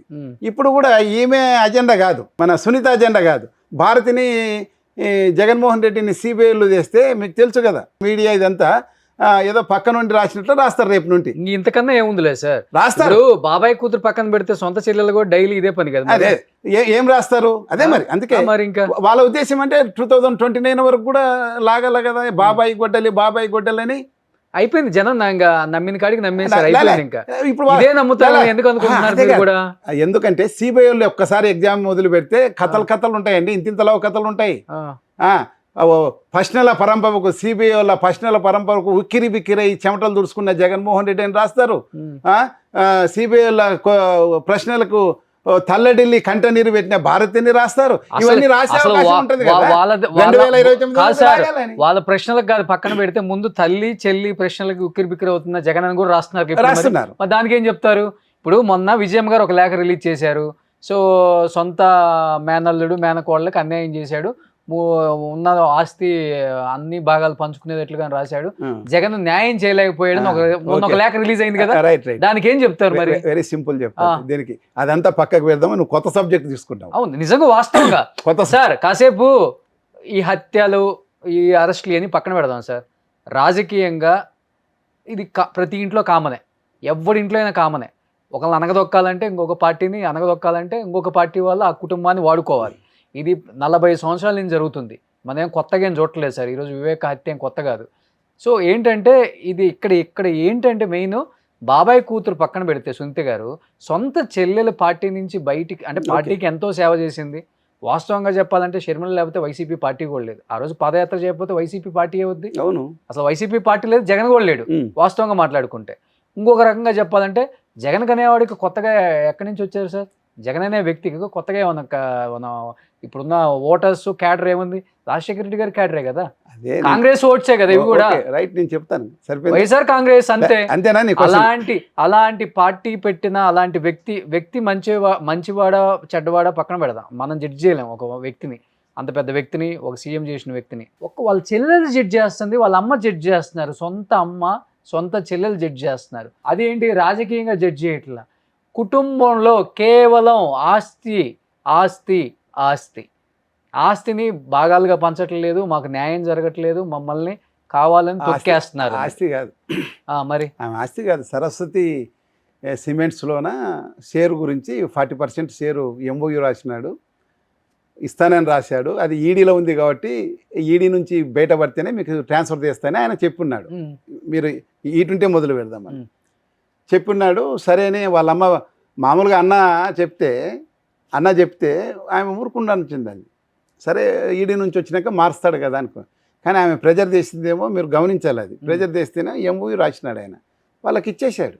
ఎంఓయూ రాస్తే ఈడీ నుంచి బయటకు వస్తేనే మీకు 40% షేర్ అని. అది చిన్న ఫ్యాక్టరీ కాదు, భారతీ సిమెంట్స్ కన్నా ఇంకా పేయకపోతుంది. అది అంత పెద్దది, అంత మంచి డిపాజిట్స్ ఉండేది అది ఫ్యాక్టరీ కంపెనీ. వీళ్ళు ఏం చేశారు, జగన్మోహన్ రెడ్డికి తెలియకుండా షేర్స్ మా దగ్గర ఉన్నాయి అవి పోయినాయండి అని చెప్పి కొత్త షేర్స్ వీళ్ళ పేరు మీద ట్రాన్స్ఫర్ చేసుకున్నారు. దానివల్ల ఏమవుతుందంటే లీగల్గా జగన్మోహన్ రెడ్డి ఆల్రెడీ ఇవ్వాలనుకుని ఏమీ రాసినాడు, నో ప్రాబ్లం. అది ఆయనకేం ప్రాబ్లం కూడా కాదు. చెల్ల మీద పేమున అమ్మ మాట మీద ఇచ్చేసాడు ఆయన. వాళ్ళు ఏం అడిగినారో అది ఇచ్చేసాడు.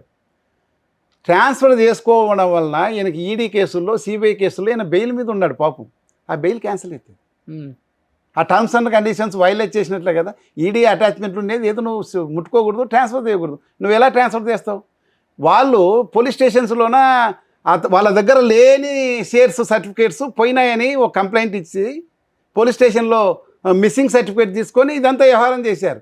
అది లేటెస్ట్ స్టేజ్లో ఆయన నోటీస్ వస్తేనే ఆయన లీగల్ అడ్వైజర్ అయ్యా బాబు నిన్ను జైలుకు పోతావు నువ్వు, దీంట్లోన ఈడీ వాళ్ళు ఒక పిటిషన్ ఫైల్ వేస్తే పోతావంటే వెంటనే ఆయన ఈడీ వాళ్ళు సిబిఐ వాళ్ళు పిటిషన్ వేయకముందే ఈయన పిటిషన్ వేసుకున్నాడు. అయ్యా బాబు ఇది తప్పు, ఆ ఒరిజినల్ షేర్స్ అన్నీ నా దగ్గరే ఉన్నాయి, వాళ్ళు చేసింది తప్పు, అది నేను ఎంఓయూ రాసింది కరెక్టే, కానీ ఈ ఈడీలో ఉన్నందుకు నేను ట్రాన్స్ఫర్ చేయలేదు, తర్వాత చేయాలనుకున్నాను, కానీ వాళ్ళు మీకు మోసం చేశారు, అది క్యాన్సిల్ చేయమని పోయినాడు. దాని మీద వీళ్ళు తల్లి మీద కేసు పెట్టినారు అంటాడు. ఆయన క్రిమినల్ కేసు పెట్టలే, సివిల్ కేసేది. క్రిమినల్ కేసు పెట్టాలంటే ఏం చెప్పాలా, వీళ్ళు ఫోర్జరీ కదా, మోసము 420 అన్నేసి వాళ్ళ మీద క్రిమినల్ కేసు పెట్టిండాల, జైలుకు పంపించిండాల. ఆయన అట్లేం చేయలేదు, తాను జైలుకు పోకుండా కాపాడుకునేకి లీగల్గా ఏం చేయాలో అంతే చేశాడు. మన నేషనల్ ఇది కంపెనీ ఇది కూడా వాళ్ళు కూడా ఈయన వాదనకి వాళ్ళు బోర్డు విచారణ చేసి ఇతను కరెక్ట్ అని చెప్పేసి వాళ్ళు తీసుకునేదాన్ని క్యాన్సిల్ చేసినారు. బయటికి తల్లి చెల్లి మీద కేసు పెట్టారు అని ఈమె చెప్తుంది. అట్లా అన్న ఉంటేనే ఉండకూడదు అంటే ఎందుకు జైలుకు పోవాలా? ఆయన ఈయనన్నాడా? ఇస్తాన్నాడు. నువ్వు చెప్పావు షర్మిల ప్లేస్లో ఉంటే నేను కూడా అట్లే ఉంటా, ఎందుకంటే ఆమె కూడా చాలా కష్టపడింది. సరే పవర్లోకి వచ్చాడు ఈయన. ముందు కూడా ఫస్ట్ ఆయన అరెస్ట్ చేసినప్పుడు కూడా తల్లి బిడ్డనే ప్రచారం చేసి 16 సీట్లు 18 మంది పోటీ చేస్తే 16 సీట్లు గెలిపించుకున్నారు. ఓకే, అప్పుడే బయటకు వచ్చింది ఆమె. తర్వాత 2014లో కూడా చేశారు. ఈయన లోపల ఉన్నప్పుడు ఆ పాదయాత్ర చేసింది, మనం కాదనం. కానీ జగన్ పాదయాత్రకు ఆమెకి చాలా తేడా ఉంది, అది వేరే ఇష్యూలే. నేను దాని మీద ఏం కామెంట్ చేయను. నేను అంత చేసినా నేను శర్మిల చేసే పాదయాత్ర మగవాళ్ళు చేసే పాదయాత్ర తేడా లేదు సార్. అతనికి ఉన్న ఒక పై చిలుకు నా దృష్టిలో చెప్తున్నా, మనం ఏముంది ఒక ప్యాంటు చొక్కా వేసుకుని వెళ్ళిపోవాలి. నా దృష్టిలో చెప్తున్నా, నా దృష్టిలో ఆయనకు వచ్చిన ఇమేజ్ మనం చూసిన పాదయాత్ర అది వేరే చెప్తున్నా. నేను ఆమెకేం వ్యతిరేకం కాదు. నేను కూడా శర్మిల ప్లేస్లో ఉంటే ఆమె మాదిరే కోరుకుంటుంటే 2019 ఆమె ప్రచారం చేసింది. లాస్ట్ వరకు తల్లి బిడ్డ ఒకవైపు, జగన్ ఒకవైపు చాలా చేశారు, చాలా కష్టపడ్డారు. అంత కుటుంబం కష్టపడింది. సీఎం అయిపోయినాడు. ఈమెకి ఎంపీ సీట్ వేయలే. ఈమెకు అధికార కాంక్ష అనేది ఉంటుంది కదా, పొలిటికల్ ఫ్యామిలీ నుండి వచ్చింది. సత్రం పెట్టాడా సార్ జగన్? పార్టీయే కదా పెట్టింది, పార్టీనే పెట్టింది. మరి ఈమెకు ఒక విజన్ ఉంది, ఆమెకు కూడా ఒక విజన్ ఉంది. ఆమె కూడా పొలిటికల్ ఆకాంక్ష, రాజకీయ ఆకాంక్ష ఉంది. ఈమె అడిగితే ఆయన ఏమంటాడంటే ఇదేమి నేషనల్ పార్టీ కాదు కదా, ఒక కుటుంబం పార్టీ. ఒకే కుటుంబంలో 2 అధికార కేంద్రాలు ఉంటే ఎలా ఉంటాయి? ఇప్పుడు మీరు జగను, నేను షర్మిల, నీ దగ్గర పని కాకుంటే నా దగ్గరకు వస్తారు. రాజకీయాల్లో అంతా రకరకాల మనుషులు ఉంటారు కదా. ప్రాంతీయ పార్టీలలో కుటుంబాలు లేవా? ఉన్నాయి, మరి ఉన్నాయి. చూస్తున్నావు కదా నువ్వు. ఏముంది సార్? ఇలా చూస్తున్నావు కదా, ఏమైంది? కేసీఆర్, చంద్రబాబు నాయుడు గారు ఉన్నారు, లోకేష్ ఉన్నారు, బాలకృష్ణ గారు ఉన్నారు, భరత్ ఉన్నారు. అందరూ చంద్రబాబు నాయుడు కాదు కదా, అందరూ చంద్రబాబు నాయుడు. కేసీఆర్లు ఉంటారు, జగన్మోహన్ రెడ్డిలు ఉంటారు. వాళ్ళకి విజ్ఞత ఉందేమో సార్. చంద్రబాబు అంత కెపాసిటీ ఎక్కడ ఉంటుంది?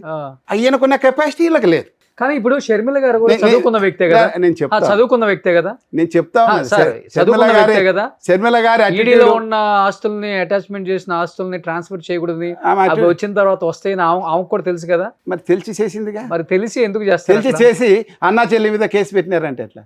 అదొకటి. నిన్న ఈమె లెటర్ నేను ఎందుకంటే పులివెందుల్లో చూసినాను. నేను వాళ్ళ ఆయన దివంగత రాజశేఖర రెడ్డి గారు ఉన్నప్పుడు 4 సంవత్సరాల పాటు నేను అక్కడ సిఐగా ఉన్నా. నాకు ప్రతి విషయం తెలుసు. ఉమ్, ఇలా అటిట్యూడ్స్ అన్ని తెలుసు. దాదాపు నాకు ఎందుకంటే చిన్న పెద్ద పల్లెటూరు అది. అదేం పెద్దగా అన్ని రహస్యాలు ఏముండవు. అంతా ఆ ఏరియాలో ఓపెన్గా ఉంటారు. రాత్రి ఎంత జరిగినా మనకు పొద్దునకంతా న్యూస్ వస్తాయి అన్నట్లు ఉంటుంది ఆడ. ఉమ్, నేను అందులో 4 years ఉన్న అందరితో పరిచయం, వాళ్ళ కుటుంబంతో కూడా చాలా మందితో పరిచయం ఉంది.